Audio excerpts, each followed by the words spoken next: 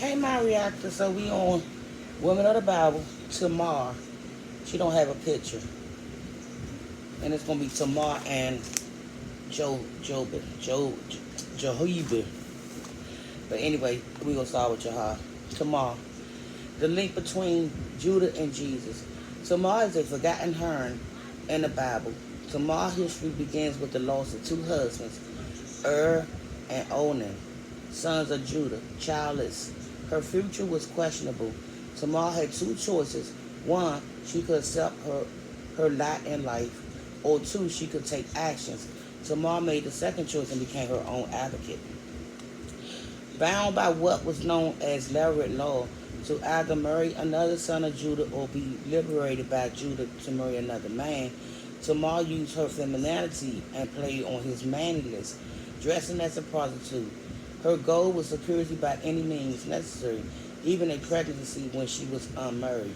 And though she risked death and though she risked death if found guilty of adultery, she acquired Judah's personal pledge by obtaining his seal, cord, and staff as proof of his participation in this sexual immoral act.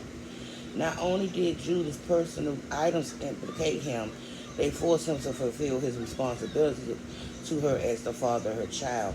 When Judas realized that he had denied her justice under Levitical law, he could only say, "She is more righteous than I." Tamar gave birth to twins, Perez and Zara. Critics may ask, why is this story found in the middle of Joseph's story?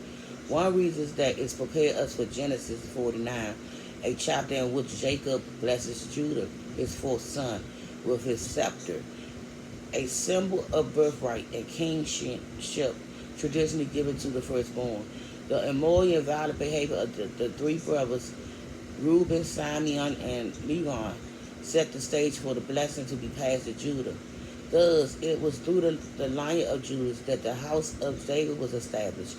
David's ancestry is traced back to Perez, one of the twins fathered by Judah through his daughter's-in-law Tamar. Here we have the link between Judah and Jesus. God works in amazing ways despite Tamar and Judah's immoral acts. God works out his good plans. No human frailty can thwart his purpose. And we're going to go on to Jochebed. She don't have a picture either. She knew it would take a village. Somehow Jochebed knew it would take a village not only to raise her child, but also to save his life.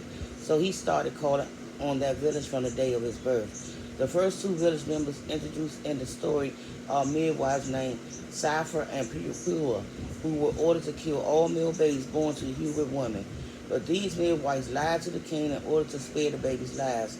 Their refusal to kill the male baby was the first step in saving Moses, Jochebed's son.